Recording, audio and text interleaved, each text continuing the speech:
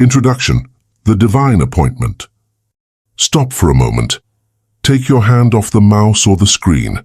Do not keep scrolling. Do not change the track. You have to understand something crucial before we begin.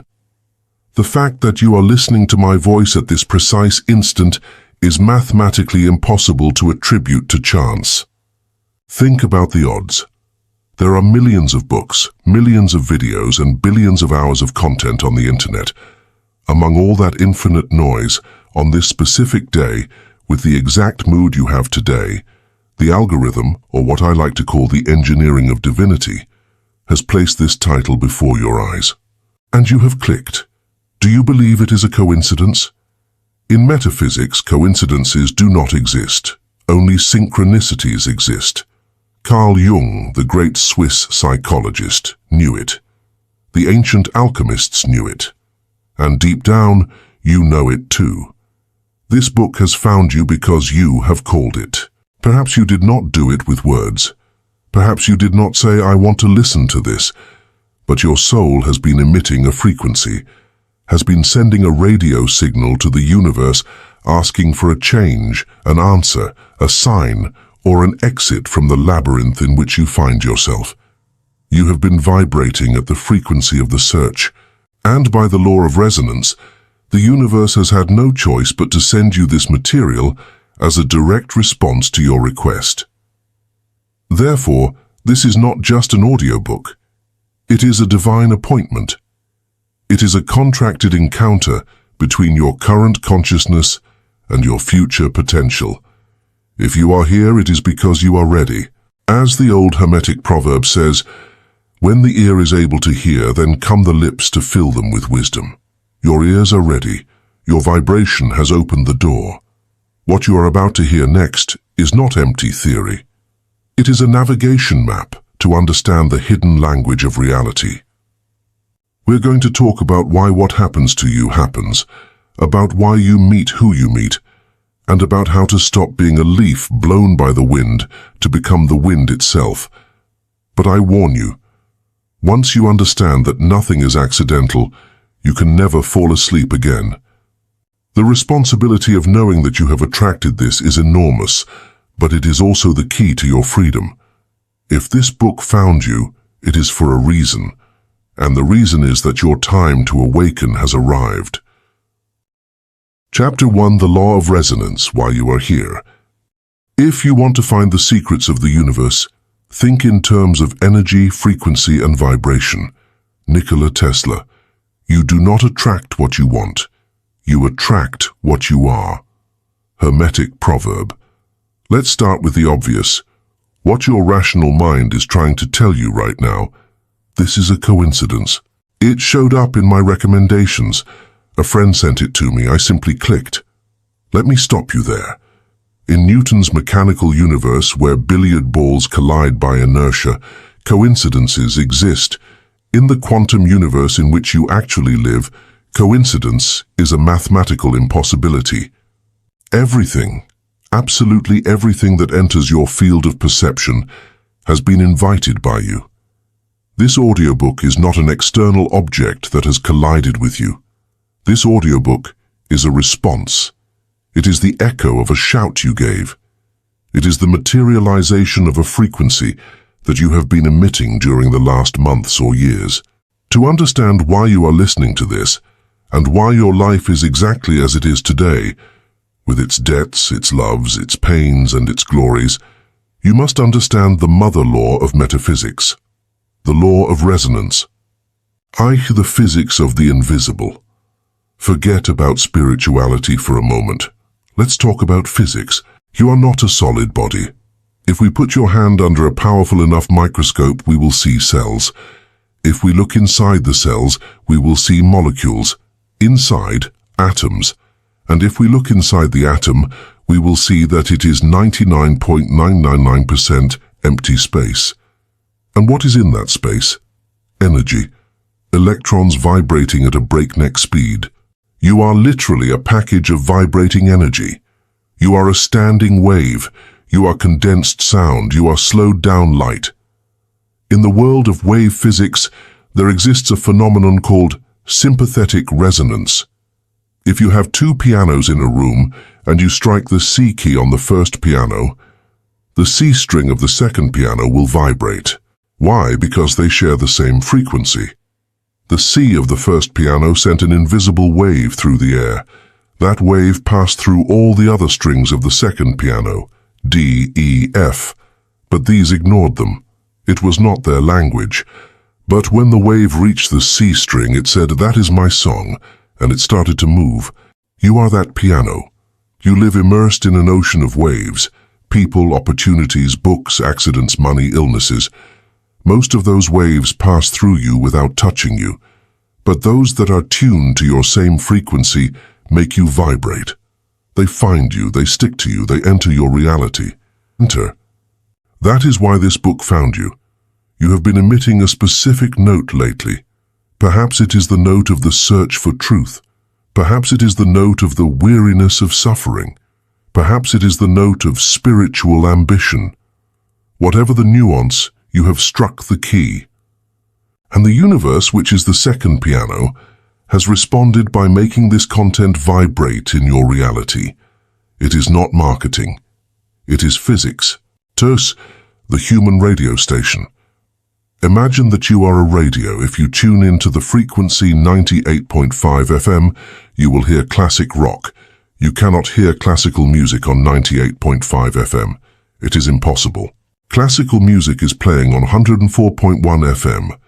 Both musics exist simultaneously in the air. They are there right now, crossing your room, but your experience of reality depends exclusively on where your dial is. If your internal dial is tuned to the frequency of the victim, fear, complaint, scarcity, you will only pick up that frequency. You will turn on the television and see terrible news. You will go out to the street and encounter rude people. Unexpected bills will arrive. You will say, "How unlucky I am. The world is horrible." No, the world is infinite. The world has horror and has beauty. The world has poverty and has obscene wealth. Everything happens at the same time.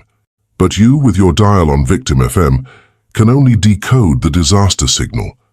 The million-dollar opportunity passed by your side, brushed your shoulder, but you did not see it. You were invisible to it, and it to you, because you vibrated at dissonant frequencies. On the contrary, if you move your dial to opportunity, the world changes. It is not that the world changes, it is that you change channels. You start to see lucky coincidences. People smile at you. The perfect book appears. This one. Money flows. The skeptic will say, "Sure, it's just that now you are optimistic." The metaphysician says, "No, it is that you have changed your resonance. Now you are compatible with a reality that was previously inaccessible to you." If this book is in your hands, it means a wonderful thing. Your dial has moved. You are no longer on the frequency of the sleeping zombie. If you were on that low frequency, this title would have seemed boring, ridiculous, or invisible to you. You would have passed by scrolling in search of a cat video or gossip, but you stopped. Something in the title resonated with your internal string. That means you are ready. It means your vibration has risen enough to intersect with this information. 30. The algorithm of God. We live in the era of algorithms, YouTube, TikTok, Instagram. We all know how they work. If you spend the day watching cooking videos, the algorithm learns this user likes cooking, and it bombards you with recipes, chefs, and utensils. If suddenly you start watching conspiracy videos, the algorithm changes and shows you UFOs and government secrets. The algorithm does not judge. It does not say cooking is good or conspiracies are bad. The algorithm is a blind mirror. It only gives you more of what you are. The universe works exactly the same. It is the great algorithm. God, or the source, or the quantum field, does not judge. It does not say, "Poor Juan, let's give him money although he feels miserable." No. The divine algorithm says, Juan is vibrating in fear of not being able to pay the rent. Perfect. Let's send him more situations that make him feel fear of not being able to pay the rent, to confirm his vibration. It is brutal, but it is fair. It is absolute freedom. You have the free will to choose your frequency, and the universe has the mechanical obligation to confirm it with facts. That is why the phrase in the title is literal, "If this book found you." The algorithm of the universe has detected a change in your internal searches. It has noticed that the old answers no longer satisfy you. It has noticed that you are asking deeper questions. And as a response to your new spiritual browsing history, it has recommended this book to you. You are the user. The universe is the server. This book is the content delivered. First, unconscious attraction, the shadow. This is where people get angry with the law of resonance. You will tell me, wait a moment, I did not attract my car accident. I did not attract my abusive partner. I wanted love and security. Are you blaming me? I am not blaming you. I am empowering you. But to empower you, you must first understand the dark part of the law. You do not attract what you think conscientiously, the 5%. You attract what you vibrate subconsciously, the 95%. You can spend the day repeating positive affirmations, I am rich, I am loved, but if in the depths of your gut, in your solar plexus, you feel a knot of fear, of unworthiness or of guilt, that is your real emission. The universe does not listen to your words, it feels your vibration. If you have an abandonment trauma from childhood, you are emitting the signal, I am abandonable. And by resonance, you will attract partners who abandon you. Not because the universe is cruel, but because it needs to put a mirror of your vibration in front of you, so that you see it and heal it. That toxic partner was not a mistake. It was a mathematical precision. It fit perfectly with your wound. Understanding this hurts. It means admitting that we are accomplices in our misfortunes. But it is also the best news in the world. Because if you were the unconscious creator of your disaster, it means you can be the conscious creator of your paradise. If the power to destroy your life was in you, the power to fix it is also in you. No one is doing anything to you. You are doing everything to yourself. The reticular activating system, RAS. Biological science also supports this. At the base of your brain, you have a filter called the reticular activating system, RAS. Your brain receives millions of bits of information per second. If you processed everything, you would go crazy. The RAS is the doorman of the nightclub. Its job is to filter. It leaves out 99% of reality and only lets through what it considers important. And what does it consider important? That on which you focus. The classic example. You want to buy a red car Model X. Before, you never saw that car. Now that you want it, you go out to the street and boom, you see the red car Model X everywhere. Were thousands of red cars manufactured last night? No, they were always there. But before, you were blind to them because your RAS filtered them. Now that you have tuned into that frequency, your brain shows them to you. Apply this to opportunities. The opportunities to get rich, to be happy, to find love, are around you right now. They are crossing your field of vision, but if your RAS is programmed to life is hard, you literally do not see them. You have a cognitive blind spot. This audiobook has managed to pass the filter of your RAS. That means your brain has opened the door to new information. You have lowered the guard of skepticism enough to let the magic in. Fast dissonance and cleaning. There is a side effect of changing your resonance that you must know. When you start to raise your vibration, reading these books, meditating, searching for the truth, your old life begins to crumble. It is inevitable. Imagine that you were a puzzle piece with a triangular shape, and you fit into a triangular hole. Now, by changing your vibration, you are becoming a circular piece. You no longer fit. You start to feel uncomfortable with your old friends. Their conversations bore you or irritate you. Your job starts to seem like a prison to you. You and your partner start to clash. This is called vibrational dissonance. What previously resonated with you now generates friction. Many people get scared here. I lost my friends. Celebrate that. You are not losing anything. You are letting go of dead weight. For the new to enter, the old must leave. If this book found you, it is very likely that you are in a moment of crisis, transition, or emptiness. It is likely that you feel that you no longer belong to your old life.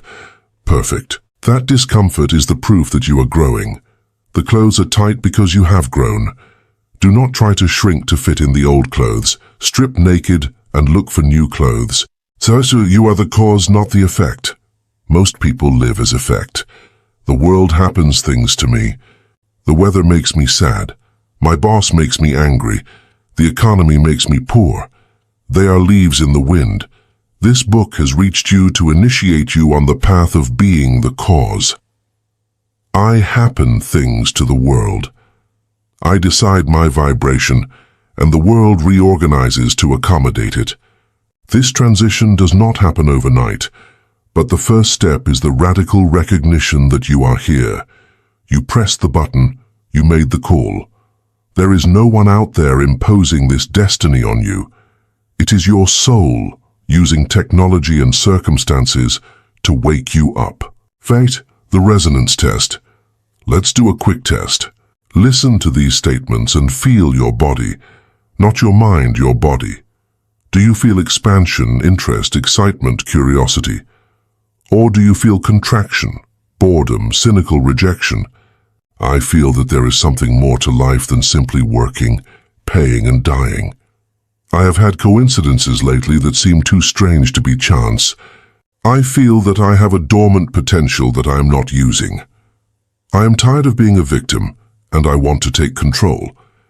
Deep down, I know that I am the creator of my reality. If you have felt an internal yes, a small spark, then the resonance is confirmed. The contract is signed, the book and you are compatible. 9. How to use this book. This is not a book to understand intellectually. It is a book to tune in. Each chapter is a different radio station. We will talk about the mirror, the time, the fear, the detachment. Do not listen only with your head. Listen with your solar plexus. Let the information permeate you. Sometimes you will not understand something rationally, but you will feel an internal click. That click is your cellular structure reorganizing to resonate with a higher truth. Treat this audiobook like an oracle. Sometimes you can open a chapter at random, and you will find exactly the answer to the problem you had that day. Why? Because of the law of resonance. Your problem, question, vibrates at a frequency, and the solution, answer, vibrates at the complementary frequency. They attract each other magnetically. Chapter 2. The Quantum Reflection. Reality is a mirror. Life is a mirror and sees no more than your reflection. You are the projector in the movie. The world is only the screen. Imagine this scene. You get up in the morning, go to the bathroom, look in the mirror, and see that your face is stained with coal. You are horrified. You don't like what you see. Then in a fit of madness, you grab a towel and start rubbing the mirror furiously. You scrub the glass, scream at the glass, cry in front of the glass, begging it to make the stain disappear. Hours pass. You are exhausted. Your knuckles are bleeding from hitting the glass. You look again, the stain is still there. Obviously, because the stain is not on the mirror, it is on your face. No matter how much you manipulate, threaten, or clean the reflection, the image will not change until you wash your face. This metaphor seems absurd and ridiculous to you, right? No one would do that in a bathroom. However, this is exactly what 99% of humanity does with their life every day. They try to change their financial situation, the reflection, by working more hours without changing their scarcity mindset, the face. They try to change their relationships, the reflection, by arguing with their partner without changing their own insecurity. They try to change the world by fighting against it. Welcome to the Quantum Reflection.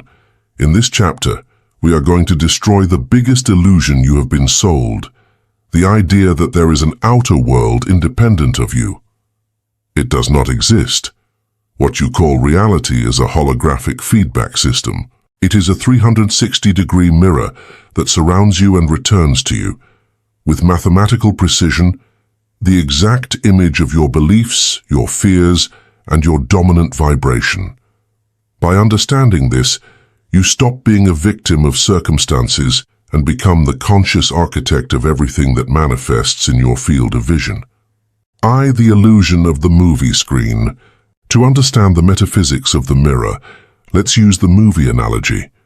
When you go to the movies, you sit in your seat and look at the screen. If a monster appears in the movie, you get scared. If the hero dies, you cry. But if you are lucid, you know that the screen is blank. The screen has no colors, no stories, no monsters. The screen is neutral. The movie is coming out of a small device behind you, the projector. The light comes out of the projector, passes through a roll of film, your beliefs and subconscious, and is captured on the screen. Your life works the same. The screen.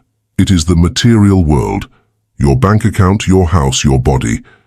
It is neutral. It is plastic matter. The projector. It is your consciousness, your mind, your heart, your focus. The movie. They are your internal patterns, what you believe is true about yourself and the world. If your bank account is empty, it is not a problem with the screen, the economy, the government. It is that you have a film roll called scarcity in the projector. While that roll is spinning, you can change screens, change countries, change jobs, but the movie will be projected exactly the same wherever you go. Have you ever noticed that there are people who change partners constantly, but always end up living the same dramas? All men are the same, they say. No, men are different. But your projector is the same, so you turn any man into the actor your movie needs to confirm your script of betrayal or abandonment. People live trying to fix the screen. They shoot at the screen, they scream at the screen. The metaphysical master leaves the screen alone. He turns around, he goes to the projection booth, and he changes the roll of film, and miraculously, the image outside changes on its own. Their reality is neutral, the observer effect.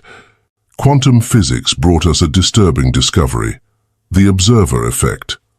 In subatomic experiments, it was shown that light can behave as a particle, solid matter, or as a wave, potential energy, depending exclusively on whether there is someone observing it or not.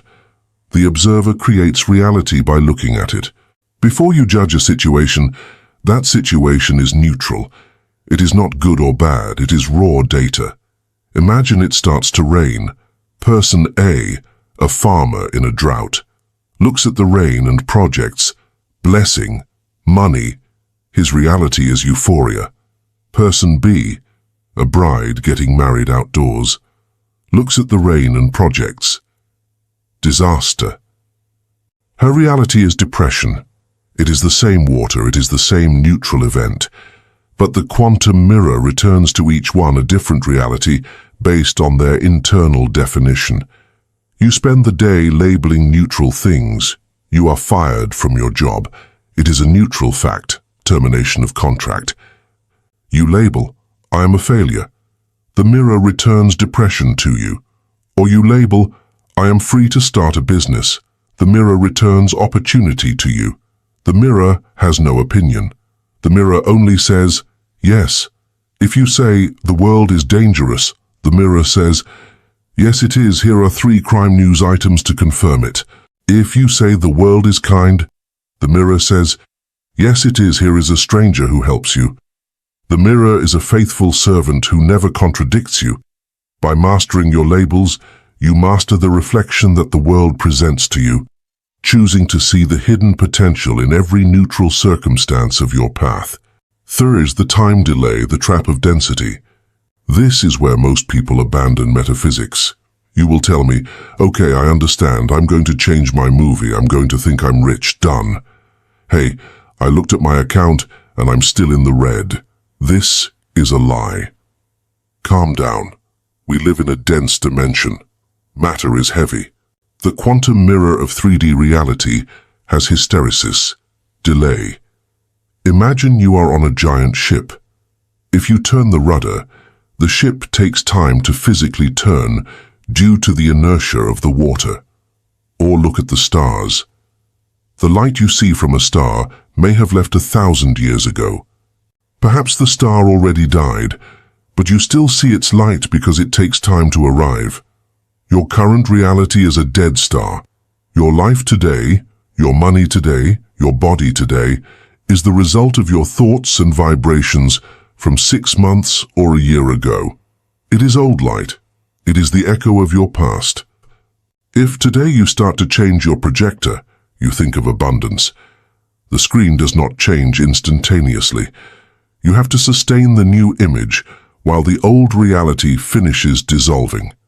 This is the valley of the shadow of death, the time between the change of mind and the change of matter. Most people start thinking positively on a Monday. On Wednesday, they see that nothing has changed. They get frustrated and go back to thinking negatively. They interrupt the process. The mirror was starting to turn, but you stopped it. You must learn to ignore the current reflection while you create the new one. So you must walk through your poorhouse feeling rich, knowing that the poverty you see is only the residue of your old self, and that wealth is already on its way, coming down the pipe of time. Ignore the senses. Trust the vision. The manifestation is inevitable if the frequency is held with unwavering faith. For others do not exist, Neville Goddard. This is the most radical and difficult teaching to swallow. Neville Goddard, the great mystic, said, "Everyone is you pushed out." The people in your life do not have total free will in your reality. They act according to the script that you subconsciously write for them. You assign them roles. If you have a deep insecurity and believe that I am not worthy of love, you will telepathically force your partner to treat you with coldness or to be unfaithful, to confirm your belief. Your partner may be a wonderful person with others, but with you, they become a tyrant. Why? Because you are passing them the script, and they, by resonance, interpret it. This explains why, when you radically change your self-concept, you begin to truly love and respect yourself, the people around you have only 2 options. 1. They change. Suddenly they treat you with respect, without you asking them to. 2. They leave. Since they can no longer play the role of abuser in your new movie of self-esteem, they vibrate out of your reality and disappear. Stop trying to change people. It is exhausting and it is useless. No one changes because you ask them to. They change when you stop needing them in the old way. If you want to be loved, love yourself. If you want to be valued, value yourself. The mirror has no choice. If you smile, the reflection has to smile. It cannot stay serious if you laugh. It is a physical law. By changing the source, you compel the reflection to follow suit without any external effort. Be the mirror of the shadow what you hate. The quantum mirror has a special function, revealing your shadow. Everything that irritates you, infuriates you, or bothers you viscerally about another person is something that is within you. This is called psychological projection. If arrogant people deeply bother you, it is because you have repressed arrogance, or because you would like to be arrogant, have permission to shine, and you don't dare. If lazy people bother you, it is because you have a tyrannical inner judge who does not allow you to rest, and you secretly envy their freedom. The world shows you your repudiated parts. When you point at someone with one finger, there are 3 fingers pointing at you. Every time you have a strong emotional reaction towards someone, stop. Do not look at the other. Look at yourself. Question: what part of me is resonating with this? Where am I like this, or where do I forbid myself to be like this? The enemy is your greatest teacher. He is showing you exactly where you have pending work. Thank him in silence for revealing your shadow to you and work on yourself. When you heal that within you, the person stops bothering you, or simply, they stop appearing. The messenger leaves when the message is delivered now. 5. Combing the mirror, the madness of materialism. Let's go back to the image from the beginning. Trying to change the world by manipulating matter is combing the mirror.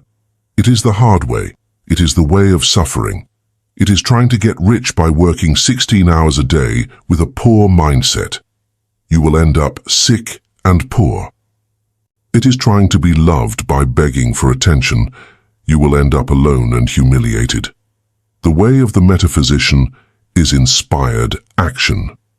First, you change the frequency, the being. You feel rich. You give thanks for what you have. You feel the abundance.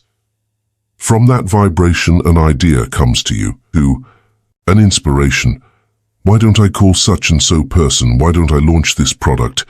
You act on that idea, and that action, born of alignment, produces massive results with little effort. That is flowing. The other is forcing.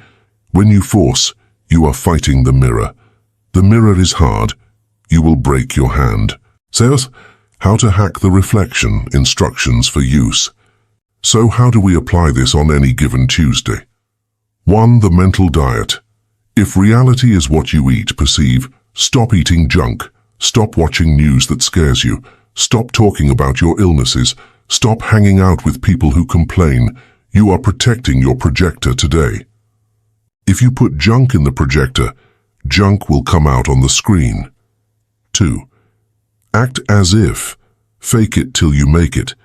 Cheat the mirror. The mirror doesn't know if you're really rich or if you're faking it. It only reflects your vibration. If you dress, walk, and talk like a successful person, the mirror begins to get confused. Wait, this guy vibrates like a rich person. I have to send him wealth to match the image. And the universe begins to pull strings to validate your performance. Be the character you want to see reflected. 3. Ignore the how. Focus on the what. Your job is to define what you want to see in the mirror. I want to see myself healthy. The job of the mirror universe is to define how it will do it. A new doctor, a diet book, a spontaneous healing. If you try to control the how, you are interfering in the mechanism. Define the end. Feel the end. Let the mirror organize the means for the manifestation. Fate, the rearview mirror, guilt. Many use the mirror to torture themselves. They look back. If I hadn't done that, if I had studied something else. The rearview mirror is small for a reason. You are not going in that direction. Understand this. The you of the past who made mistakes did so with the level of consciousness they had then. It was another movie. You cannot judge your old movie with your new projector. Guilt is a terrible vibration. Guilt seeks punishment. If you feel guilty, the quantum mirror will say, "Ah, you want punishment? Here is a fine, a stubbed toe, a loss." Forgive yourself. Not for morality, but for pragmatic intelligence. Forgiving yourself is cleaning the projector lens so that tomorrow's movie is not stained by yesterday's. By releasing the past, you free up the energy necessary to project a brilliant future, ensuring that your current vibration is not anchored to the regrets of a version of yourself that no longer exists now. Try to the reality test. From today on, play with the mirror. Do small tests. Wake up tomorrow and say, "Today I am going to project kindness. I am going to imagine that everyone wants to help me." Go out to the street with that certainty. Maintain the internal smile. And observe. Observe how traffic flows better today now. How the waiter gives you a free coffee. How someone holds the door for you. They are small glitches in the matrix that confirm to you that the remote control works. When you verify that it works with small things, coffees, traffic lights, smiles, dare with the big ones, money, health, love. The mechanism is the same. Only your resistance to believing it is possible changes. For the mirror, reflecting a button is as easy as reflecting a castle. The effort is the same, 0. By consistently applying these principles, you become a master of your own reflection and a sovereign creator of your life now. Chapter 3. The language of the universe, synchronicities and signs. The universe is always speaking to us, but it does not use words. It speaks in the language of the event, of the number, of the fortuitous encounter, and of the symbol. The illiterate of the 21st century will not be the one who cannot read or write, but the one who cannot interpret the signs that life places on their path. You are thinking of an old friend you haven't seen in years. Suddenly the phone rings, it's him. You are hesitating whether to accept a new job. You go out to the street and see a giant truck with the company logo. Then you turn on the radio and the song says, "Go for it." You look at the clock, 11:11, it's happening today now. Are you going crazy? Is it a conspiracy? Or is the fabric of reality much more intelligent and communicative than you have been taught? Welcome to the language of the universe. Most people walk through life as if they were in a dark and silent room, stumbling over furniture. The metaphysician knows the room is lit right now. The universe is not a mute and distant entity. It is a living, conscious and conversational system. The problem is that you expect it to speak in your native language. You expect a voice of thunder to descend from the sky and say, "Accept the job. It will go well." That almost never happens. It speaks in symbols today now.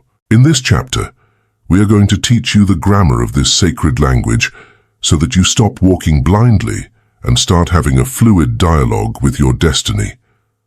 By learning these codes, you align your personal will with the cosmic flow, transforming every coincidence into a roadmap for your higher evolution now. What is a synchronicity? Carl Jung and the Scarab. The term synchronicity was coined by Carl Jung to describe a meaningful coincidence. It is when an internal event, a thought, a dream, an emotion, coincides with an external event without an apparent logical cause, but with deep meaning for the person. It is a bridge between the mind and the world today now. The classic story is this. Jung was treating a very rational, rigid and difficult patient. One day she was telling him a dream in which she was given a gold scarab.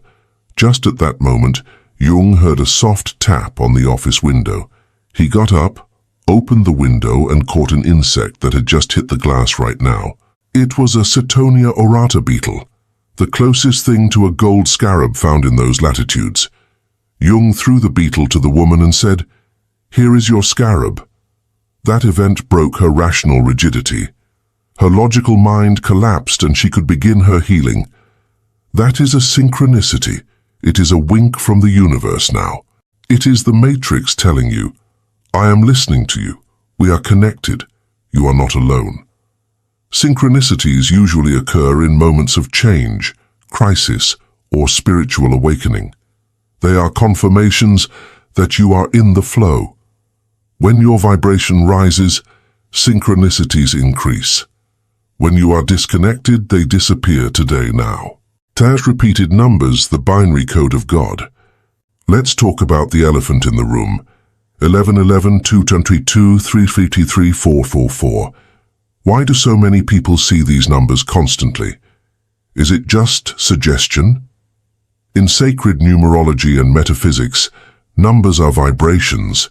Seeing repeated numbers is like seeing a glitch in the matrix, or a sign of alignment in your life today now. 1111, the awakening. It is the activation code. It means an energetic portal is open. Your thoughts are manifesting at great speed. It is a reminder. Wake up. Pay attention to what you are thinking right now. 222, balance. Everything is fine. Keep planting seeds, have patience, trust the process now. 33, the masters. You are not alone. Your higher self or guides are with you. It is a number of protection. 444, foundations. You are building something solid. It is a sign of support. 555, change. A sudden change is approaching. Prepare. It is transformation. 666, matter. You are too focused on the material now. 777. Luck, magic. You are on a streak. You are aligned with your divine purpose. Do not obsess over dictionaries of meanings. The important thing is the feeling. When you see an 1111, do you feel a small shiver or a sense of magic? That feeling is the real signal. The number is just the trigger today now. Threat? The divine radio, the Spotify oracle. The universe can hack technology to speak to you. Have you ever asked a question to the air and, upon turning on the radio or putting your playlist on shuffle, the next song answers exactly? That is not a coincidence. Remember, your device responds to electromagnetic impulses. Your mind and the field are the same today now. It is extremely easy for universal intelligence to manipulate the shuffle algorithm to put track 42 instead of 15. Practical exercise. Ask a clear question. Universe, should I call this person? Hit shuffle on your music. Listen to the first phrase of the song. Sometimes the answer is literal or metaphorical now. Learn to trust this sacred technology. The ancients used bones or tarot cards. We have Spotify. The mechanism is the same. Chance does not exist. It is consciousness ordering chaos to give a message. By using modern tools as oracles, you allow the divine to reach you through the very channels you use every day now. Favorite totem animals, messengers of nature. Nature is the direct physical manifestation of God. Animals have no ego. They are permanently connected to the source. This makes them excellent messengers. If in the middle of the city you see a hawk perched on your balcony, that is not normal. It is a sign. Pay attention to animals crossing your path today now. Butterfly deep transformation. You are changing from a caterpillar to something with wings.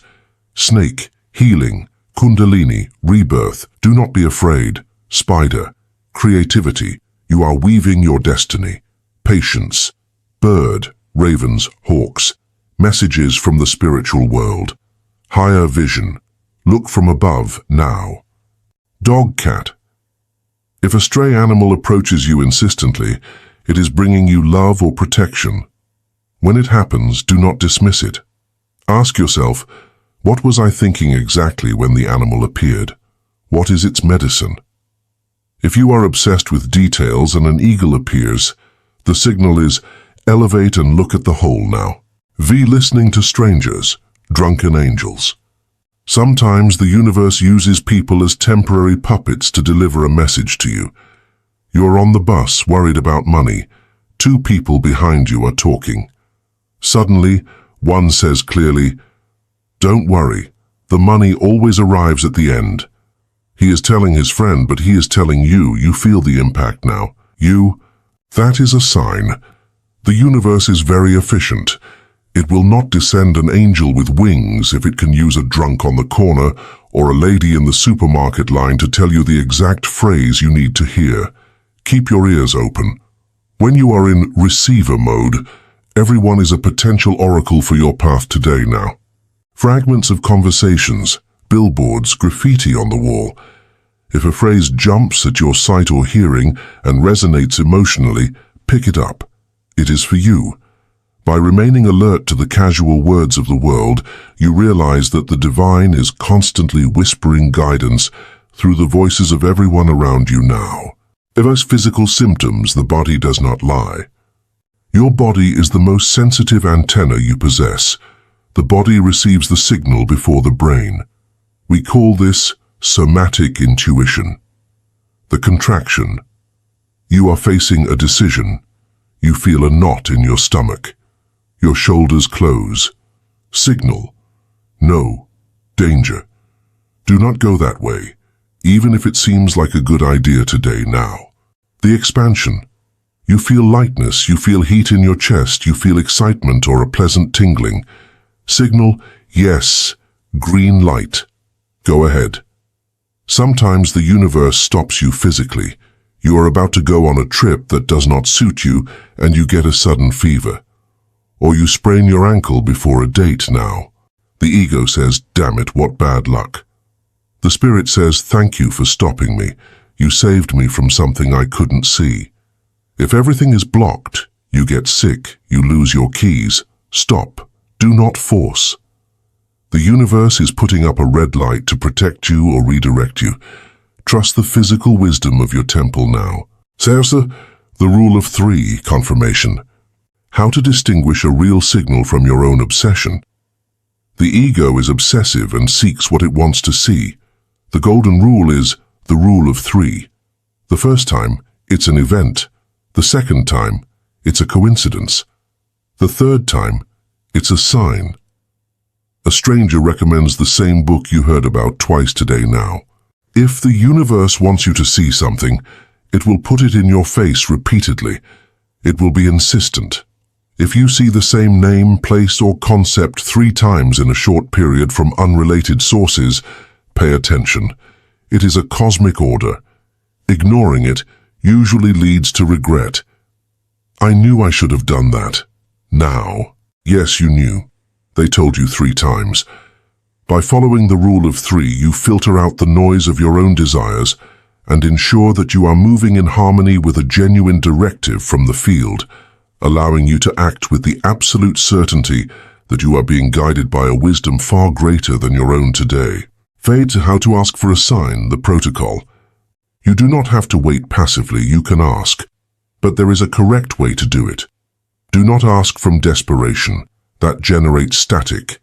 Ask from curiosity and play. The purple elephant exercise. If you want to prove this works, do this today. Close your eyes. Ask for a clear sign that you're being heard right now. Say, Cornaud, universe, show me a clear sign in the next 48 hours. Show me a purple elephant or a blue butterfly, something specific. Let go. Forget it. Do not go out looking for it like a madman. I guarantee you will see it. Perhaps on a child's shirt, an ad or a sticker. When you see it, you will feel a shock today now. That shock is the neural reconnection. Your brain just understood that reality responds. Once you receive the small signal, you can ask for big things. Universe, if this job is for me, let them call me before Friday. If not, I'll let it go. Putting clear conditions is very useful. The universe loves clarity now. Just in discernment, do not become paranoid. An important warning. There is a thin line between magical awareness and paranoia, apophenia. Not everything is a sign. Sometimes a cigar is just a cigar. If you obsess over every plate, cloud, and word the waiter says, you will go crazy and become paralyzed. I can't leave because I saw a gray cloud. That is fear now. How to differentiate? The true sign comes with peace and clarity. It feels like an aha. It is light. Paranoia comes with anxiety and confusion. It feels heavy and urgent. If you have to force the meaning, well, I saw a blackbird, which looks like an eagle, then it is not a sign today in your life now. Real signs hit you. They are obvious. They do not require forensic analysis. If you doubt, it is not a sign. The real sign is unmistakable. By maintaining a grounded and observant mind, you learn to distinguish the profound whispers of the universe from the chaotic chatter of your own fearful imagination right now. Hex the breadcrumbs, step-by-step navigation. The universe rarely gives you the full map. You want to see the whole path from point A to Z. The universe does not work that way. It works like a GPS in the fog. You can only see the next 10 meters. The universe gives you breadcrumbs. It gives you a sign for step 1, call John. You call John today now. Then, and only then, the sign for step 2 appears. John invites you to a party. You go. Step 3. You meet Anna. Step 4. Anna offers you the business of your life. If you had asked to see step 4 from the start, you wouldn't have understood. Your job is to trust the breadcrumb in front of you now. Follow the immediate clue. Do what excites you today. Trust that this small signal will lead you to the next and the next until you reach the destination. This is called living in the miracle zone. By focusing only on the current step, You eliminate the anxiety of the future and move with perfect flow now. Time when the sign is wait or no. Sometimes we ask for signs to confirm what our ego wants. You want to go back to your toxic ex. You ask for a sign, nothing happens. Silence. Or you see danger signs. But your ego manipulates reality. Ah, I didn't see a danger sign. That means everything is fine. Do not deceive yourself today now. Silence is also an answer. If you ask and nothing happens, the answer is not yet, or it is not necessary for you to know now. If you find constant obstacles, the door won't open, the email bounces, the sign is a giant neon no.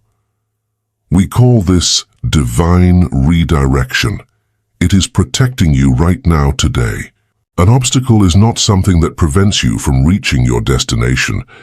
It is something that prevents you from falling off a cliff. Appreciate the closed door as much as the open one. That closed door is protecting you. By accepting the no of the universe, you save yourself from unnecessary suffering now. Chapter 4. The Invisible Plot, the Red Thread of Fate. An invisible red thread connects those who are destined to meet, regardless of time, place, or circumstances. The thread may stretch or tangle, but it will never break. Eastern legend. Look around you. You see people. You see the bus driver. You see your boss. You see your partner. You see that stranger who crossed your path today. Your physical eyes tell you that you are separate islands. Independent bodies moving through space in a random way. Your physical eyes lie to you. If you could see with spiritual vision or energetic X-ray vision, what you would see would take your breath away. You would see that there are no empty spaces between people right now today. You would see a luminous, intricate, and perfect network of threads connecting heart to heart, plexus to plexus. You would see that the stranger who smiled at you today did not do it by chance. They did it because an invisible thread vibrated and forced them to look at you to give you a microdose of hope that you needed in your life now. You would see that the person who broke your heart 5 years ago was not a random villain. They were an actor hired by your own soul to teach you to love yourself. Welcome to the Invisible Plot. In this chapter, we are going to discover the social engineering of fate. We will understand that your contact list is a map of sacred coordinates now. No one enters your life without an invitation. No one leaves without having delivered their message. Every encounter, however brief, is a cosmic appointment. By recognizing these invisible connections, you begin to navigate your relationships with a sense of purpose and gratitude, knowing that every person is a mirror of your own journey now. Indra's net, we are nodes. In ancient Vedic philosophy, there exists the metaphor of Indra's net. Imagine an infinite silk net that extends in all directions. In each intersection of the threads, there is a brilliant pearl. Each pearl reflects the light of all the other pearls in the net. If you touch one pearl, all the others vibrate in this world today now. You are one of those pearls. You are not an isolated entity fighting against the world. You are a node in a network of consciousness. This explains why sometimes you think of someone and that person calls you. It is not magic telepathy. It is network physics. You are connected by a filament of the plot in your life right now, today, now. When you move, think, feel, you send an impulse through the thread that reaches the other end. Understanding this eliminates existential loneliness. You have never been alone. It is impossible to be alone. Even if you are on a deserted island, you are energetically connected to the totality of the human species in this world right now. Your thoughts affect the collective, and the collective affects you. This network is intelligent. It constantly reorganizes itself to bring you the people you need for your next level of evolution. Sometimes the net brings you a teacher. Sometimes it brings you a lover. Sometimes it brings you an executioner today in your life now. But the net is never wrong in the delivery. By trusting the interconnectedness of all beings, You release the fear of being lost or forgotten, recognizing that you are an essential part of a vast living tapestry that supports and guides your every step toward your ultimate realization and the fulfillment of your divine purpose now. Sutui, the soul contract before birth. Here we enter deep ground. Metaphysics suggests that before incarnating in this physical body, your soul made contracts. Imagine it as a planning meeting before a play. You said, "In this life, I want to learn about forgiveness." Another soul, a spiritual friend, raised their hand and said, "I will help you in your life today now. I will go down to earth and betray you. I will do something terrible to you so that you have the opportunity to learn what real forgiveness is." You said, "Thank you. It will be difficult, but we will do it." And then you both were born, forgot the agreement, the veil of oblivion, and met in physical life today in your world now. That person betrays you. You suffer, you hate them. But at a soul level they are fulfilling their promise. They are playing the role of villain so that you can play the role of hero who forgives. This radically changes your vision of resentment. That absent father, that scamming partner, that toxic ex-partner today in your life now. What if they are not your enemies? What if they are your spiritual trainers? A weight trainer puts resistance on you, makes you sweat, makes your muscles ache. If you didn't know it was training, you would think the trainer hates you. They are putting weight on me to crush me. No, they put weight on you to strengthen you now. Difficult relationships are the gym of the soul. If you look back, you will see that your greatest leaps in growth came after your greatest relational pains. That person pushed you off the cliff so that you were forced to grow wings. Honor their role. And then, if necessary, let them go. You are free from the drama right now, today now. Through to the red thread, the legend. In Asia, there is the legend of the red thread of fate, Unmei no Akai Ito. They say the gods tie an invisible red thread to the little finger of those who are destined to meet. This thread is not limited to romantic partners, soulmates, although that is its most common use. It applies to anyone crucial to your story today now. The thread has magical properties. It is elastic. It can stretch to infinity. You can be on another continent, but it does not break. It is timeless. It can take 20 years to find that person, but the meeting will occur. It is inevitable. No matter how much you run or hide, the thread will pull you toward the meeting now. Have you ever met someone and felt an instant familiarity? That feeling of, it's you, finally you arrived. There is no discomfort, no need to pretend. It is like putting on old and comfortable sneakers. That is the red thread tightening. It is the recognition that that person was already in your system before you saw them today. These people are the pillars of your life. Sometimes they stay forever. Sometimes they stay for a month. The duration of the contract does not determine the importance of the encounter. Sometimes, someone enters your life just to say a phrase that changes your course and then disappears. That brief encounter was tied by the thread now. It was tied by the red thread as much as a 50-year marriage. By acknowledging the power of these predestined connections, you allow yourself to be guided by the pull of the thread, moving toward the people and experiences that are essential for your soul's journey and the manifestation of your highest potential in this lifetime now. Fractal encounters, the repetitive pattern.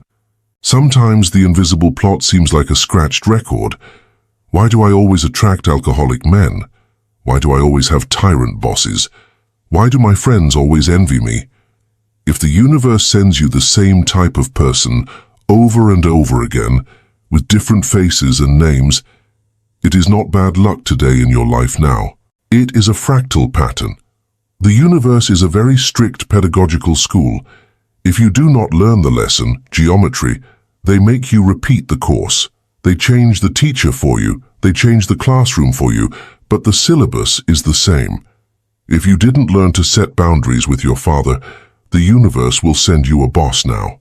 The universe will send you a boss who abuses you.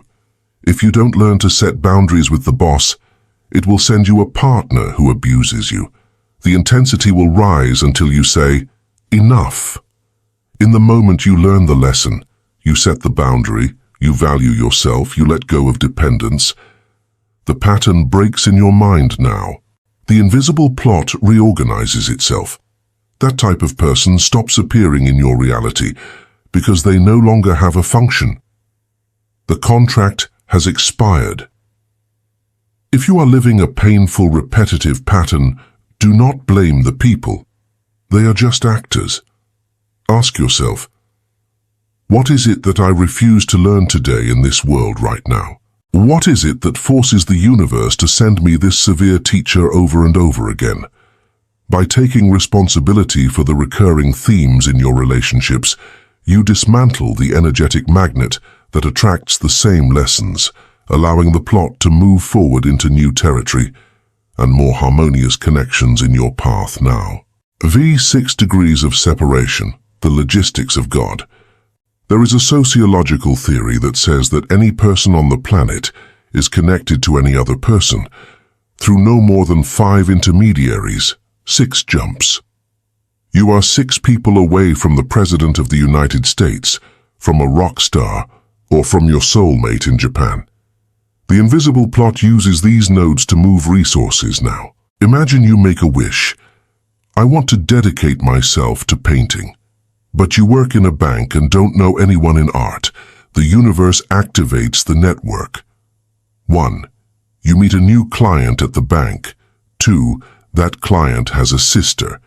3. That sister goes to a yoga class. 4. In the yoga class is the owner of an art gallery today in your life now. The universe has to move the pieces so that you talk to the client, he invites you to a party, you meet the sister, and you end up reaching the gallery owner. Sometimes coincidences are complex logistical maneuvers. You miss the bus, you get angry. But by missing the bus, you have to wait 20 minutes today in your world now. In those 20 minutes, the person who has the key to your next level enters the bus stop. If you had caught the bus on time, you would never have met them. What you call bad luck, missing the bus, was a course correction of the invisible plot to align you with a crucial node. That's why when plans go wrong, relax today now. Say, the universe is recalculating the route. Something better or necessary awaits me. Trust the logistics of God. He has a more complete map than yours. By letting go of the need to control the how, you allow the divine architect to arrange the most perfect and surprising pathways to the fulfillment of your deepest desires now.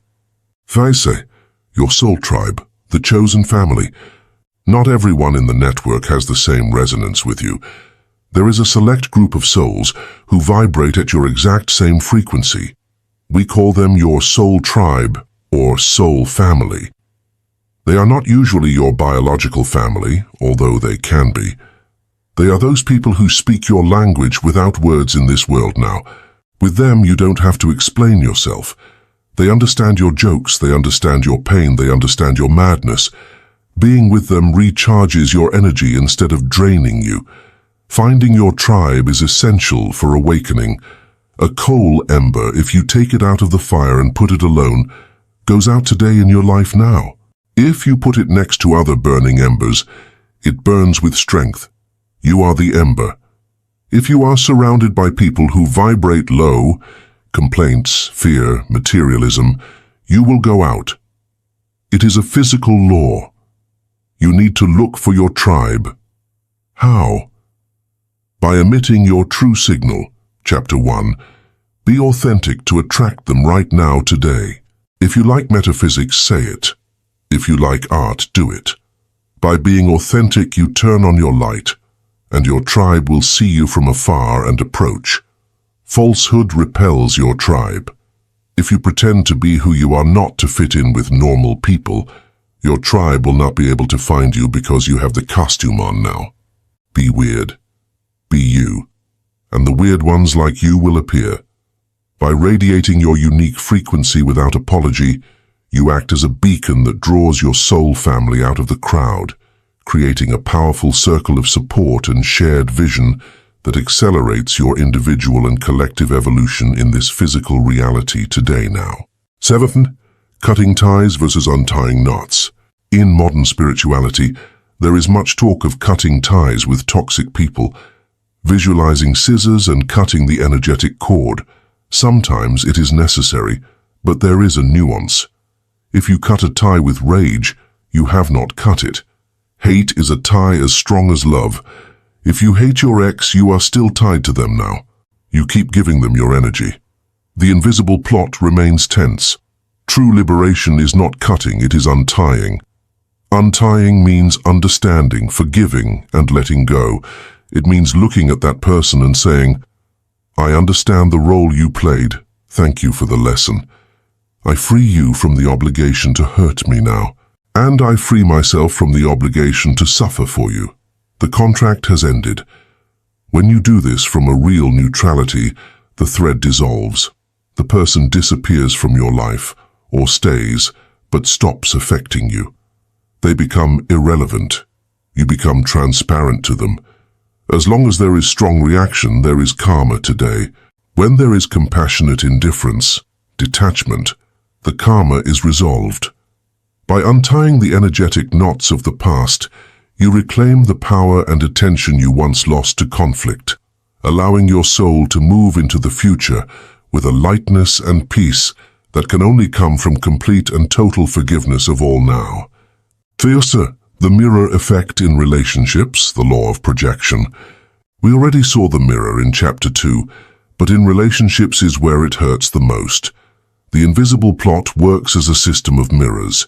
If you are deeply insecure, the plot will connect you with someone jealous. Why? Because his jealousy reflects your insecurity. They are two sides of the same coin, fear today now. If you are a savior, you want to fix people, the plot will connect you with victims and broken people. You fit like key and lock, but that relationship will be painful. To break the dynamic, one of the two must change their shape. If you stop being a savior and focus on yourself, the victim will have two options now. Mature and stop being a victim. 2, go find another savior who wants to play their game. Either way, you are free. No one can play a game with you if you refuse to move a piece, to change the people around you. Do not try to change them. Change your role in the play, change your frequency in this world right now. By shifting your own internal state, you fundamentally alter the energetic resonance of your interactions, forcing the invisible plot to either upgrade your existing relationships or dissolve them in favor of new connections that reflect your transformed self and your higher level of consciousness in the world today now. Thus, activating magnetism. How to attract love partners. Many ask, if the red thread exists, why am I still alone? Where is my partner? The thread exists, but you can have it tangled or untensioned. You are blocking the meeting. How? By looking from lack. If you scream, I need someone, you emit a vibration of I don't have. The plot responds now. The plot responds by giving you more loneliness, occupying the space. If your life is full of people who don't fill you, there is no space for new people to enter. The universe abhors a vacuum, but if the glass is full of dirty water, it cannot pour wine. You have to empty first. Let go of lukewarm relationships now. Let go of lukewarm relations to leave space for hot relations. Being the wrong person. We want to attract a king or a queen, but we behave like beggars. The law of resonance is clear. Like attracts like. If you want a stable partner, become a stable person, or at least vibrate in it. You are the source today now. Do not look for the right person. Be the right person. And the thread will tighten automatically. By embodying the qualities you seek in another, you turn yourself into a powerful magnet that draws your destined counterpart toward you across time and space, ensuring an encounter that is as effortless as it is divine right now. Chapter 5. the self-fulfilling prophecy, the power of the decree. In the beginning was the Word, and the Word was with God, and the Word was God. Nothing that has been made was made without him. John 1:1. Abracadabra. Ancient Aramaic phrase meaning, I create as I speak. Did you know that every time you open your mouth you are casting a spell in your life today now? You probably laugh. You think words are just air, sounds we use to describe what we see or to order a coffee. You are wrong. Words do not describe reality. Words generate reality. They are containers of energy. They are programming codes that you insert directly into the matrix of your life in this world right now. Most human beings are unconscious black magicians. They spend the day cursing themselves. I am a mess. I am broke. I always get sick in winter. Nobody loves me. And then, when reality faithfully obeys their orders and brings them disaster, ruin, illness, and loneliness, they say, see, I was right today now. You were not right. You had a prophecy, and you fulfilled it. Welcome to the power of the decree. In this chapter, we are going to audit your language. We are going to discover that your mouth is the rudder of your ship. If your ship is heading toward the rocks, it is because you, the captain, are shouting orders right now. It's time to learn the language of creation. It's time to stop talking about your problems and start talking to your problems. By changing your vocabulary, you change the direction of your life, steering your ship away from the storms and toward the calm waters of manifestation and success in this world today now. The physics of sound, cymatics. Before entering the mystical, let's look at science. There is a field of study called cymatics. If you place sand on a metal plate and vibrate the plate with sound, the sand magically organizes itself into perfect geometric patterns. If you change the sound, the frequency, the sand pattern changes instantly today now. Sound moves matter. Sound organizes form. Your body is 70% water. Water is highly programmable by vibration, as Dr. Masaru Emoto demonstrated. When you say a word, that vibration travels through your body, water, and through the air, field. If you say hate, the molecular structure of your body reacts with chaos right now. If you say love or gratitude, the structure harmonizes dopamine, oxytocin. But it goes beyond your body. Your words are waves that leave you and travel toward the invisible plot, Chapter 4. They are instructions. The universe is a quantum soup of possibilities. It is waiting for an order to collapse into a fact today. Your word is that order. God said, "Let there be light," and light was made. You are made in the image and likeness of the Creator. Your word has the same power, only on a different scale and with a time delay due to the density of matter. But the mechanism is identical: declaration, manifestation in your life now. Here's the master code: I am. The two most powerful words in the universe in any language are I am or I exist. Why? Because I am is an invocation of identity. It is the name of God. I am that I am. When you say I am, you are putting the label of divinity on what comes next. You are merging your essence with a quality today now. The universe takes everything you say after I am as an absolute and literal order.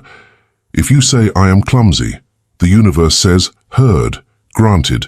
Let his keys drop. Let him trip. Let his file be deleted. He has decreed clumsiness. If you say, I am poor, the universe says, done. Let's block that business opportunity now. If you say, I am tired, you are decreeing fatigue. Your cells obey and lower the energy. Observe how people talk. I'm fed up. I'm a mess with women. I'm old. They are using the name of God in vain. They are using the creative power to destroy their own temple.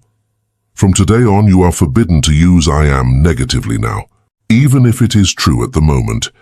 If you are sick, do not say I am sick. Say I am going through a healing process. Disconnect yourself from the identity. Use I am only for what you want to be. I am health. I am abundance. I am magnetic. Even if it feels ridiculous at first, you are reprogramming the matrix today. That is, the subconscious is a literal genius. Your subconscious mind is the engine that creates your reality. It is millions of times more powerful than your conscious mind. But the subconscious has a curious characteristic. It has no sense of humor and does not judge. It is like the genie of Aladdin's lamp. Its only response is, "Your wishes are my command now." If you say jokingly, "I want to die, how embarrassing," the subconscious does not know it's a joke. It records death wish, lowering immune system, increasing risky behaviors. If you say, "This job gives me a headache," the subconscious says, "Understood," generating migraine every time he enters the office right now. You have to treat your subconscious like a 5-year-old child with superpowers. You have to be impeccable with your instructions. You cannot afford the luxury of speaking ill of yourself, even as a joke. Self-deprecating sarcasm, "How stupid I am, haha," is pure poison. Erase those phrases from your vocabulary today now. Speak to yourself as you would speak to a king or a god, with respect, with greatness, and with clear intention. By honoring your internal dialogue, you shape a powerful and focused subconscious that works tirelessly to manifest your highest aspirations and your most noble dreams in this world right now today. Black magic, the complaint. The most common form of negative self-fulfilling prophecy is the complaint. What is a complaint? It is a statement that you do not like something, charged with negative emotion. Metaphysically, the complaint is an anchor. When you complain about your current situation, you are affirming and solidifying it today now. You are saying to the universe, "Look at this. This is what is real. Give me more of this." What you focus on expands. By complaining, you focus on the problem. Therefore, you expand the problem. There are people who are addicted to complaining. They meet in groups to complain about politics, the weather, or bosses right now.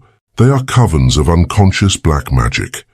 They are using their collective energy to perpetuate exactly the situations they say they hate. If you want to change your life, do a fast of complaints. Try this. 7 days without a single verbal complaint.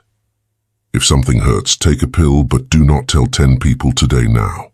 If the weather is bad, take an umbrella, but do not say, "What disgusting rain." If you manage to do this, you will see miracles. Your energy, which previously leaked through the wound of the complaint, now accumulates and begins to manifest solutions. The complaint ties you to the victim. The decree elevates you to the creator now. The silent dialogue, your roommate. Not only does what you say out loud matter, what you say to yourself in silence matters. You have a roommate in your head who never shuts up. That internal dialogue is a continuous prayer. If you are smiling at someone, but inside you think, "I don't trust him," the universe hears the thought, not the smile today now. Thought is the electrical signal. Emotion is the magnetic signal. Your internal dialogue is usually a recording of your parents or society. You are not enough. You are going to make a mistake. Who do you think you are? You have to interrupt that recording. You must become a tyrant against your own negative thoughts now.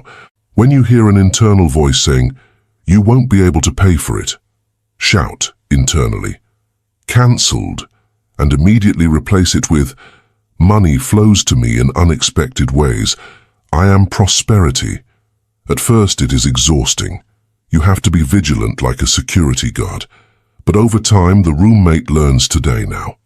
You change the recording, and when your internal dialogue becomes your ally, "You can do it, you are great, everything will turn out well," then you are unstoppable. You become a beacon of confidence and success, radiating a frequency that naturally attracts the people and circumstances needed to reach your highest potential right now. For the physiology of the lie, fake it till you believe it. Here we reach the main resistance. You say, "But if I say I am rich when I have 0 in my account, I feel like a liar. I feel ridiculous." It is normal. Your rational mind compares the decree with the current reality and sees a discrepancy. It calls that discrepancy a lie. The metaphysician calls it prophecy now. An architect looks at an empty lot full of trash and says, "Here there will be a 20-story building." Is he lying? In the physical present, yes, there is no building. But in his mind, the building is already real. And because he holds that lie vision, the building ends up existing. You are the architect of your life today now. Your decrees are not reports of the current weather. They are forecasts of the future weather that you are creating. You must learn to feel comfortable with the temporary lie. Neville Goddard called it the assumption. Assume the feeling of the wish fulfilled. Speak as the person who has already achieved what you want right now. How does a rich person talk? Do they complain about the price of coffee? No. How does a loved person talk? Do they talk with jealousy and fear? No. They talk with security. Adopt the language of your future self. At first it is a performance, then it becomes a habit.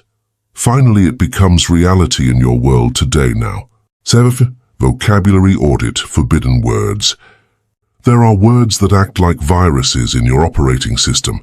It weakens your manifestation. Eliminate them today. Try, attempt. I'm going to try to do it. Try means go toward it, but fail. Yoda was right. Do or do not, there is no try. When you say you will try to be on time, you prepare the excuse now. Say, I will be there. I will do it. I need money. I need love. Needing vibrates in lack. The universe responds, you need? Well, keep needing. I will give you more need. Change. Need for I choose, or I have. I choose to have money.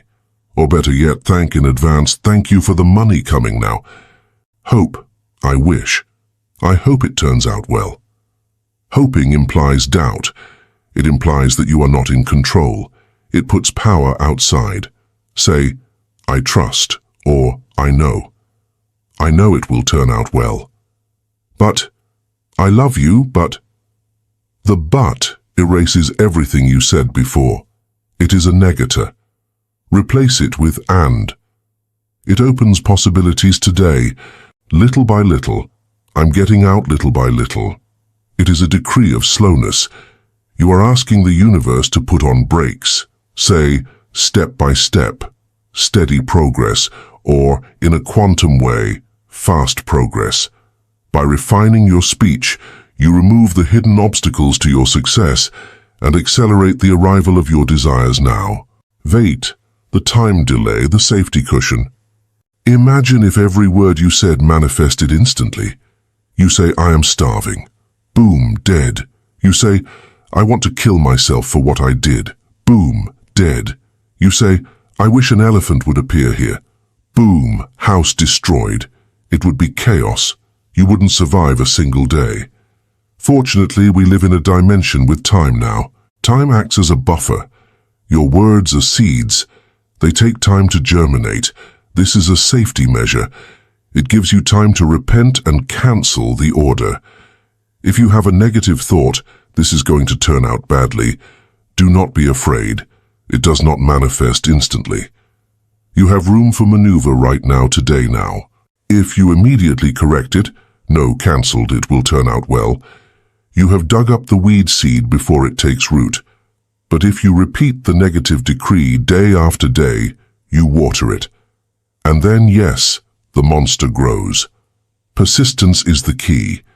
A single positive decree does not fix a life, just as one salad doesn't work now. It is the constant mental diet that changes your body and your life. By being mindful of your long-term verbal patterns, you ensure that you are only planting seeds of success, joy, and abundance, which will eventually grow into a magnificent reality that reflects the highest intentions of your conscious spirit today now. 9. The ritual of the decree, how to do it right. To use the self-fulfilling prophecy consciously, follow this protocol. present state. The decree must be in the present. Not, I will be rich. That is future, and the future never arrives. Say, I am rich, or I am in the process of getting rich. Positive. The subconscious does not understand no today now. If you say, I don't want to be fat, the subconscious hears, I want nay fat, and it makes you hungry. Say, I have a healthy weight. Focus on what you want, not what you want to avoid. Emotion. The word is the code, the emotion is the send signal. Repeating like a parrot is useless. You have to feel it now. If you say, I am happy with a bitter face, it doesn't work. You have to generate the emotion of happiness first, and then release the word on that emotional wave. Gratitude. The most powerful decree is thankfulness, because it implies you have already received. Thank you, universe, for this new job right now today now. This is pure faith. It is the signing of the contract. By combining the right words with deep, authentic emotion and heartfelt gratitude, you activate the creative forces of the cosmos, ensuring that your declarations are transformed into the tangible reality of your daily life with grace and absolute certainty in this world now. Chapter 6. The Collapse of Time, Quantum Leaps. Time is an illusion, lunchtime doubly so. Douglas Adams. You don't need 10 years to achieve what you want. You need a second of complete internal transformation, and time will bend to accommodate your new reality. You have been lied to about time. Since school you have been taught that life is linear today now. First A, then B, then C. They have told you, study, work hard, save bit by bit, climb the ladder step by step, and perhaps when you are 65 years old, you will be able to enjoy life. It is the escalator model. Slow, predictable, safe, and incredibly boring. It is the Newtonian model. Slow cause and effect, right now, today. But then you see people who break the rules. You see a 20-year-old create $1 million company in 6 months. You see someone heal from an incurable disease in a week. You see someone find the love of their life on a Tuesday, get married on Saturday, and be happy forever. What happened there? Did they cheat now? No. They have used a higher law of physics. They have stopped using the stairs and have taken the elevator. They have performed a quantum leap.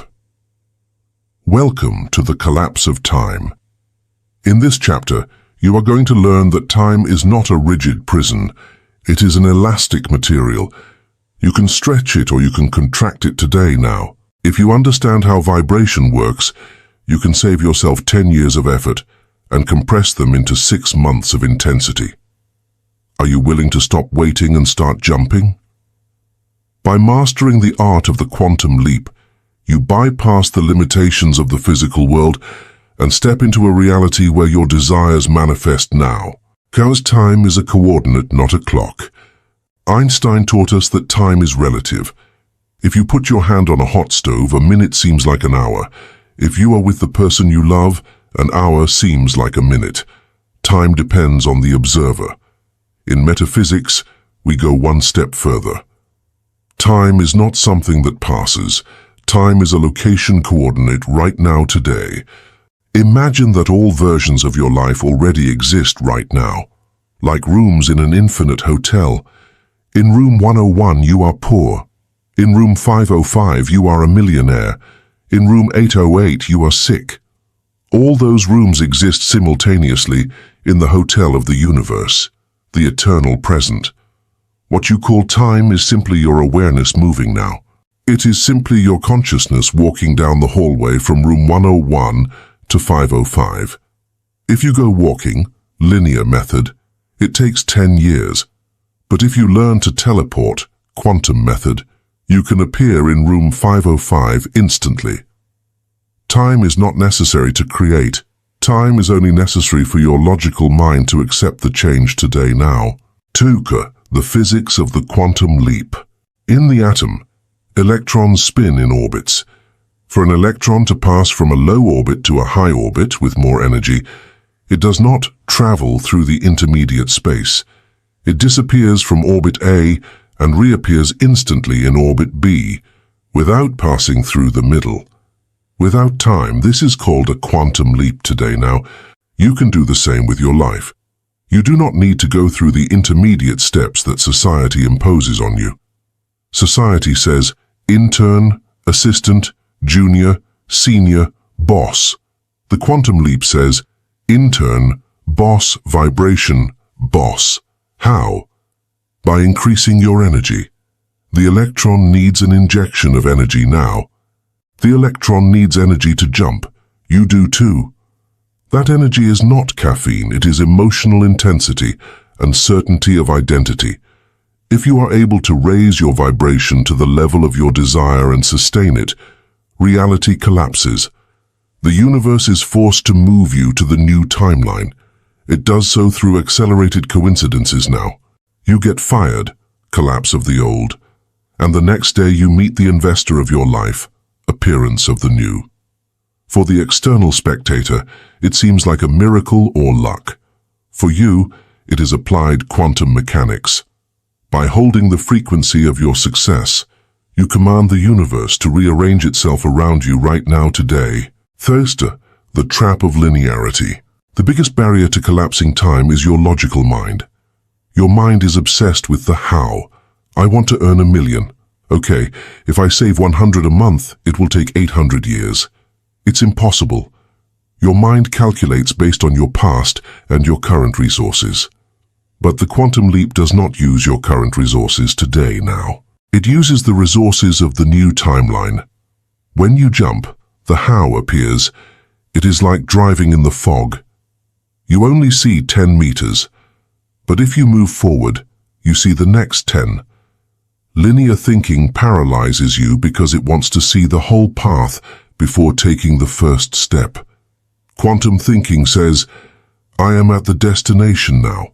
I am at the destination vibrationally. The path will unfold under my feet as I walk. Stop asking, how long will it take? That question is an affirmation of distance. If you ask, how much longer, you are affirming, I am not there. And the universe responds, correct, you are not. Keep waiting. End the wait now. To collapse time, you have to eliminate the waiting. You have to feel that it is already done.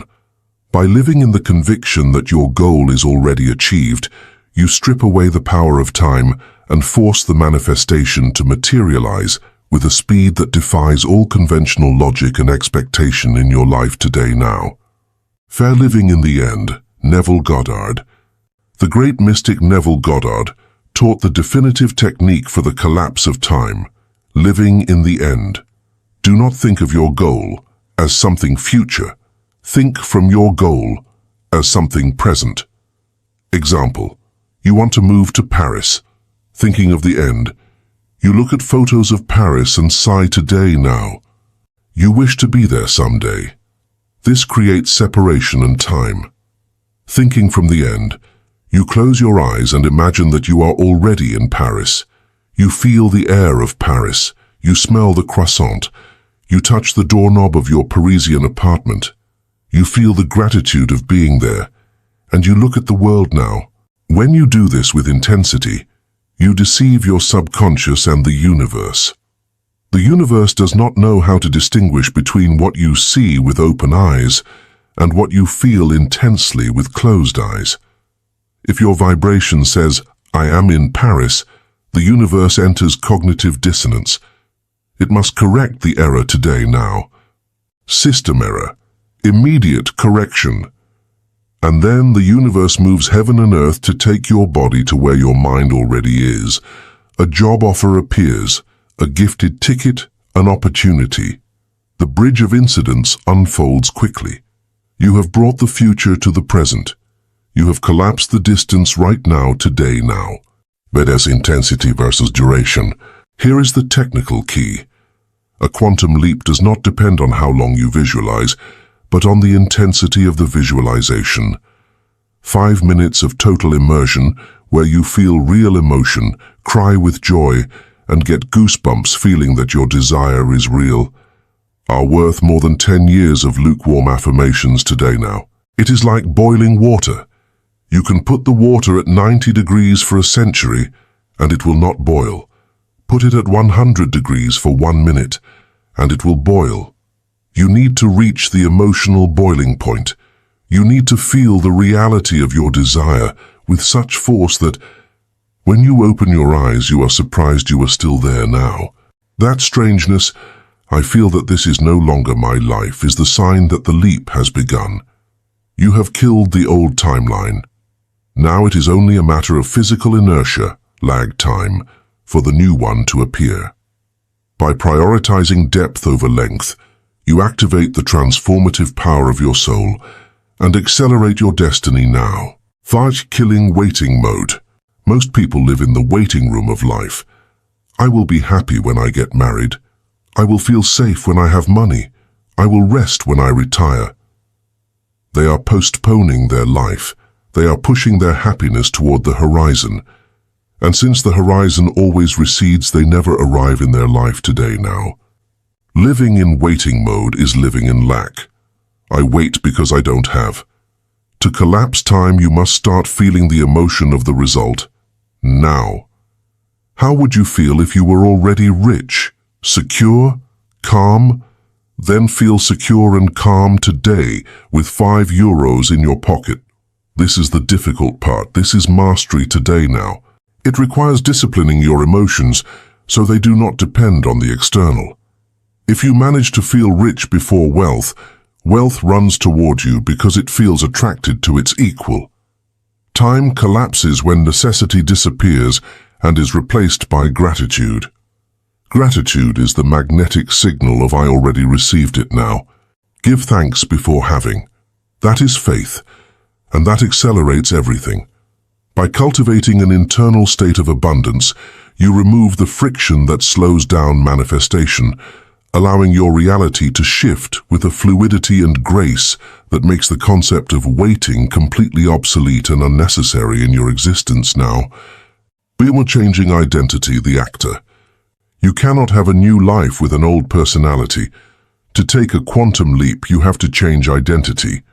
The you who earns €1,000 a month has certain habits, certain fears, and a way of speaking. The you who earns €100,000 a month is a different person. They think differently, they walk differently now. They do not tolerate certain things. You cannot drag the old you into the new reality. It doesn't fit through the door. If you want to jump, you have to die and be reborn. Ask yourself, how would my quantum version, the one that already achieved the dream, act today? Would they get up late? Would they eat junk food now? Would they call that toxic ex? No. Then you stop doing it. Start acting as your future self today. Dress like them, speak like them, make decisions like them. By doing so, you are tuning the radio to the frequency of that future reality. When the tuning is perfect, reality manifests. The leap is a change of character today now. Stop playing the victim and start playing the hero. The stage will change automatically to adapt to the new protagonist. By consistently embodying the identity of your highest self, you rewrite the script of your life and compel the world to provide the corresponding scenery for your new and expanded role right now today. First, the bridge of incidents, the necessary chaos. Warning: when you provoke a collapse of time, things get intense. Do not expect it to be a bed of roses. Often the quantum leap disguises itself as chaos. You ask for financial freedom. The next day you are fired. Your ego screams, "My God, what a disaster, this doesn't work." Your spirit knows better right now today now. Your spirit knows perfect. The job was the dead weight preventing you from starting a business. The universe has pushed you out of the nest. You ask for true love. The next day your current partner leaves you. Chaos is the restructuring of reality. To build the new skyscraper, you must demolish the old shack today now. Demolition is noisy and dirty. Do not be frightened when your life starts to shake after doing these exercises. It is the sign that it is working. It is the bridge of incidents. It is a series of events, sometimes strange or difficult, that lead you quickly from point A to point B. Do not judge intermediate events now. Keep the vision on the end. Walk over the bridge without looking down. Trust that every tremor and every collapse is a necessary step in the divine engineering that is constructing your magnificent new life, ensuring that you reach your destination with the strength and character forged by the journey itself right now today. Thus exercise remembering the future. Let's hack your brain. Your brain does not distinguish between memory, past, and imagination, future. We are going to create a memory of the future. Sit in silence. Mentally travel 5 years into the future. Imagine you have already achieved everything. You are successful, happy, healthy. Now look back toward today now. Remember how you achieved it. Ah yes, I remember when I listened to that audiobook. I remember that at first I was afraid. But then I took that risky decision, and I met that person, and everything turned out well.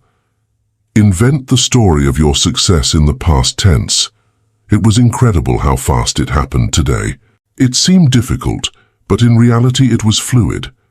Feel the nostalgia of those old times which are your current present. Feel the relief that it already happened and you already won. By doing this, you're giving your brain a map. You're creating an inverse neural route. You will have a strange certainty now. You will know that everything is going to be all right because you have already remembered it.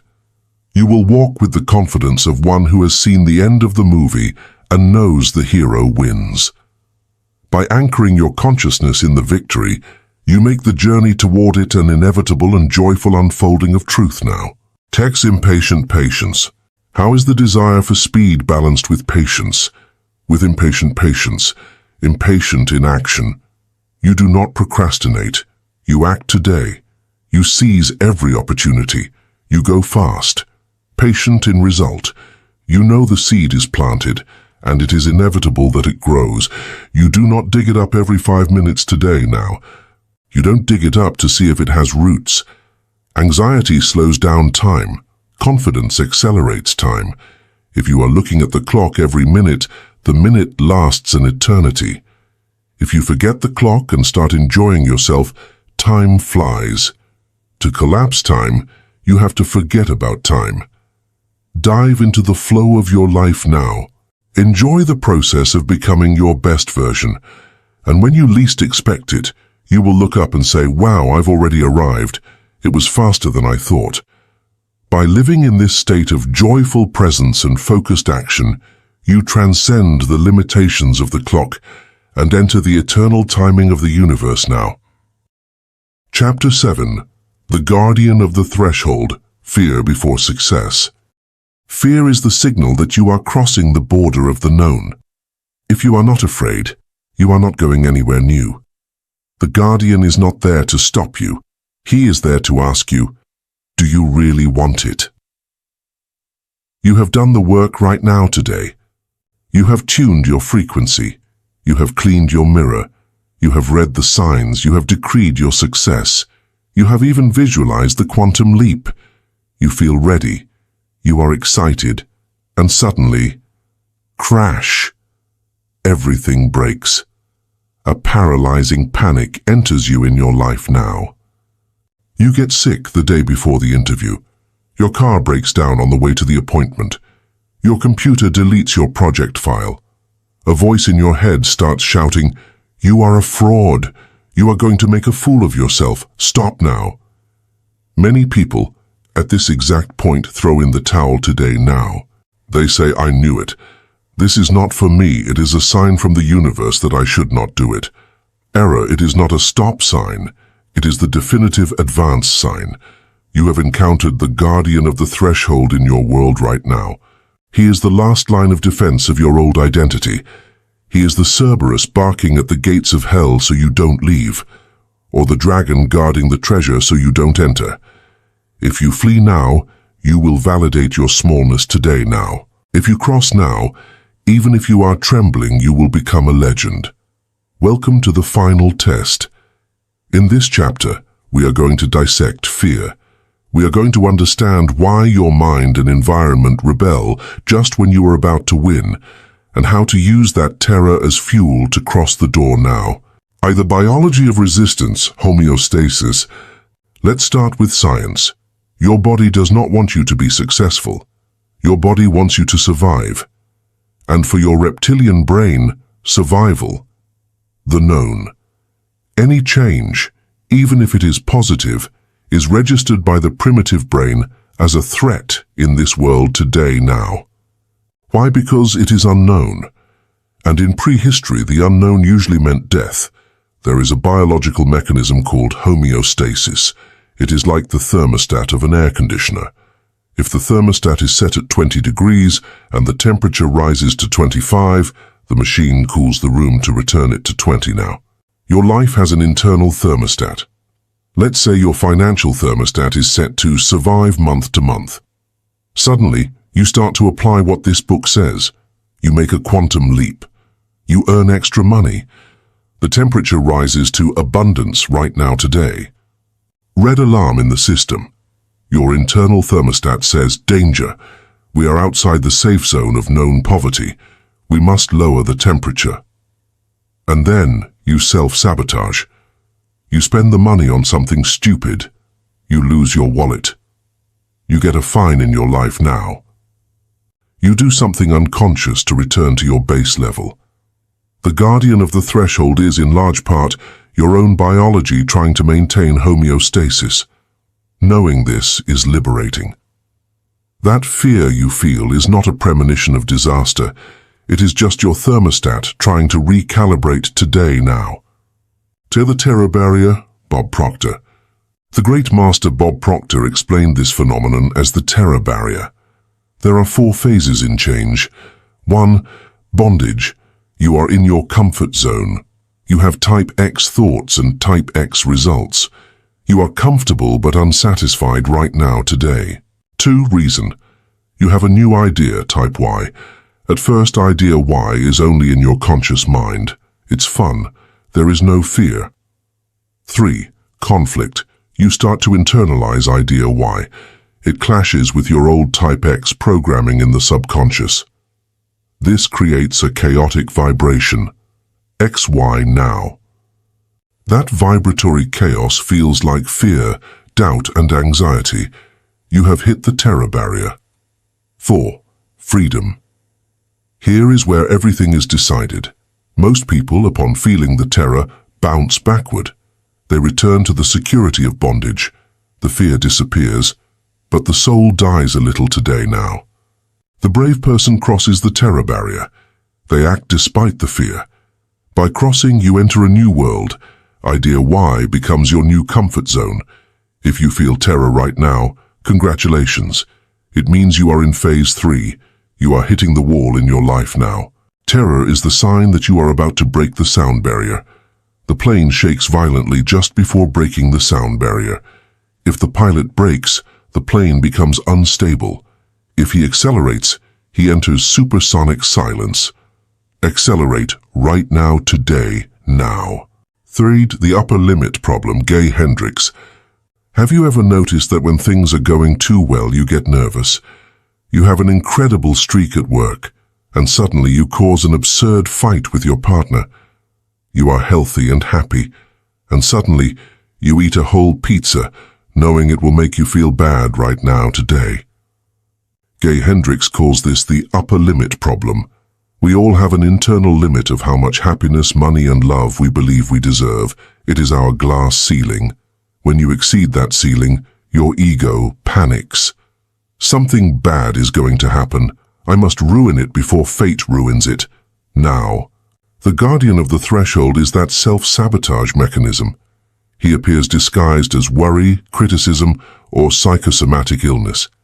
His only goal is to pull you down from the cloud and return you to the dirty ground where you feel safe. How to defeat him? With consciousness today now. When you see yourself boycotting your own happiness, stop and say, I see you, it's my upper limit. I'm getting scared because things are going well. It is safe to be happy. I expand my capacity to receive. Breathe and hold the happiness without sabotaging it now. Fey crabs in the bucket, external resistance. The guardian of the threshold is not always internal. Sometimes he has the face of your mother, your best friend, or your partner. It is the phenomenon of crabs in a bucket.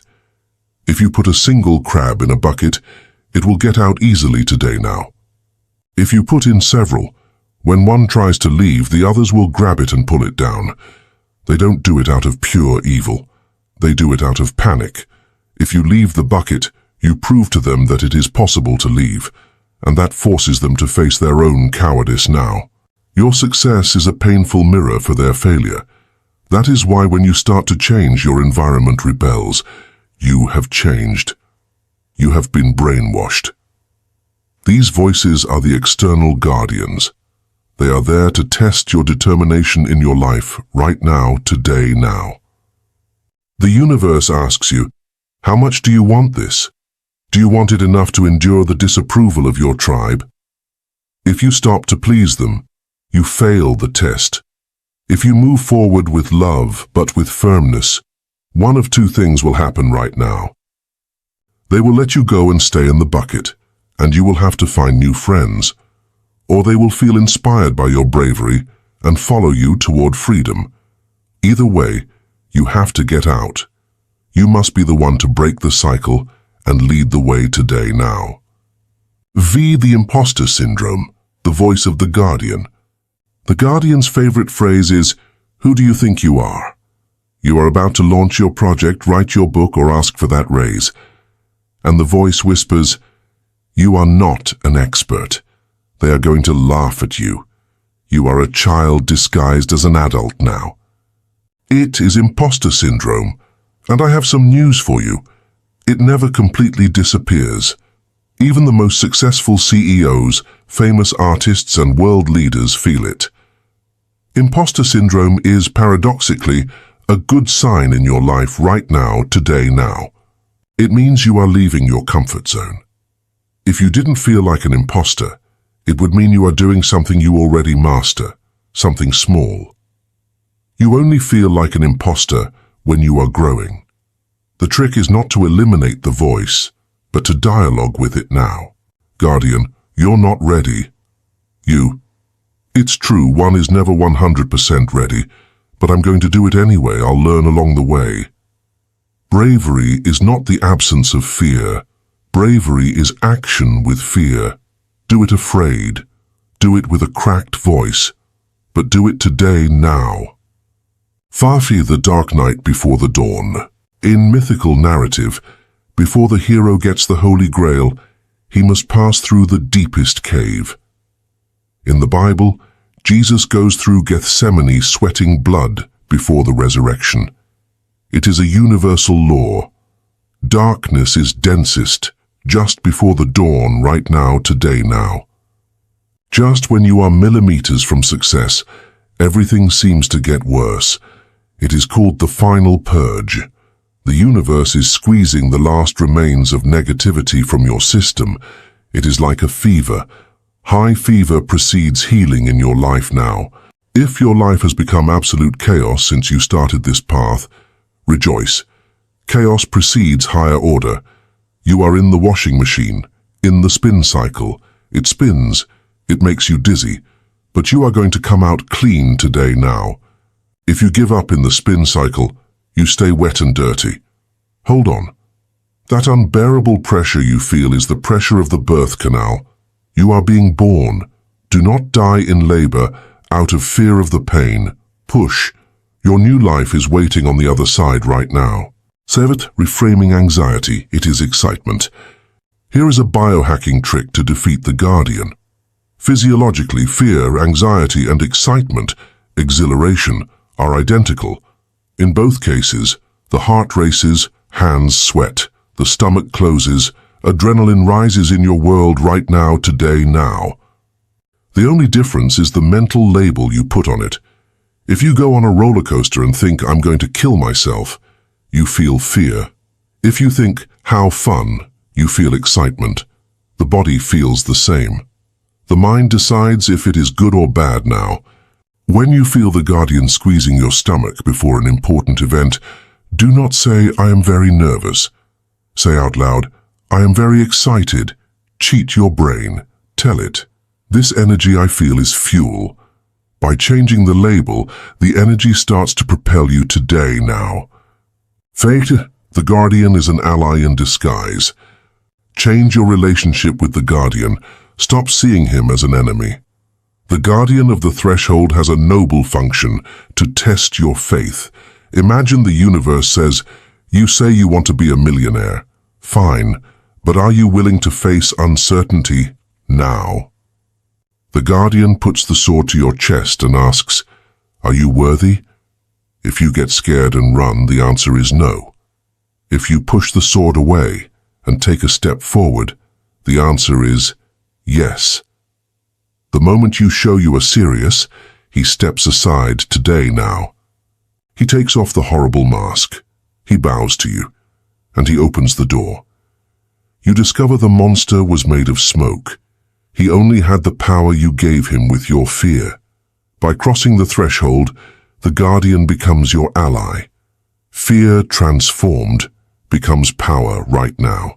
That's the leap of faith, the 3-second rule. How do you physically cross the threshold when you are paralyzed? Use the 3-second rule. When you have the impulse to do something and you feel the guardian start to speak, you have a window of 3 seconds before your rational mind takes control now. You have to move in those 3 seconds. Count down 3, 2, 1, now and move. Launch your body, click send, say hello. Do not think, act. Once you have initiated action, the fear disappears. Fear only lives in anticipation, never in action in your life today, now. When you're in the middle of the battle, you have concentration. Fear is in the locker room. Fear is on the shore.